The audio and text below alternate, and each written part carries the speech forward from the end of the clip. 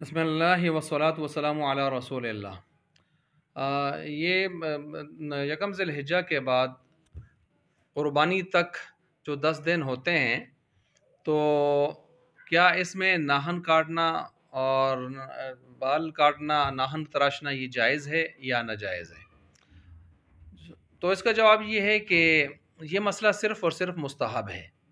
یعنی اس لیے میں بیان کر رہا ہوں کہ عام طور پر عوامی سطح پر اس مسئلے کی اصل نوعیت کو سامنے نہیں رکھا جاتا، چنانچہ لوگ فرض، واجب، مستحب ان چیزوں میں، سنت میں، ان چیزوں میں فرق نہیں کر پاتے۔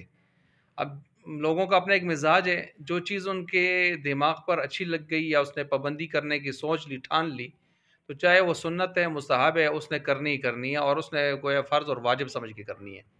اور جو چیز اس کے دماغ پر جو ہے وہ نہیں جمی، اور اس نے اس کو اپنے کرنے کے اعتبار سے ارادہ مصمم نہیں کیا، اس نے عزم مصمم نہیں کیا، تو پھر وہ فرض واجب ہی کیوں نہ ہو، اس کے ہاں اس کی کوئی اہمیت نہیں ہوتی۔ یہ ہمارے ہاں عوامی ایک طرز عمل پایا جاتا ہے جو ہر آدمی محسوس کر سکتا ہے۔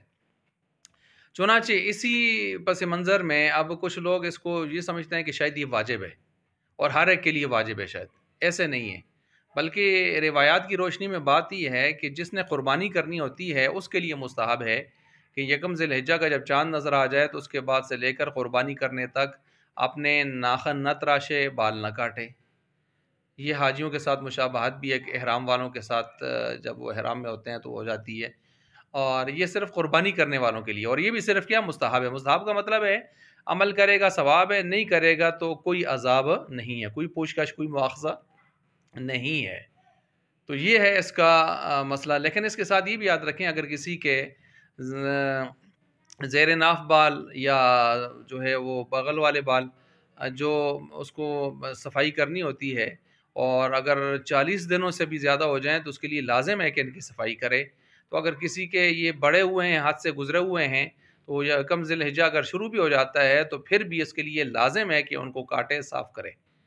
اسی طرح ناخنوں کا مسئلہ بھی ہے، ٹھیک ہے، کیونکہ یہ واجب ہیں اور ادھر سے وہ مستحب ہے، اور واجب اور مستحب جب آمنے سامنے آ جائیں تو عمل کس پر کیا جاتا ہے؟ واجب پر کیا جاتا ہے، مستحب پر پھر نہیں کیا جاتا۔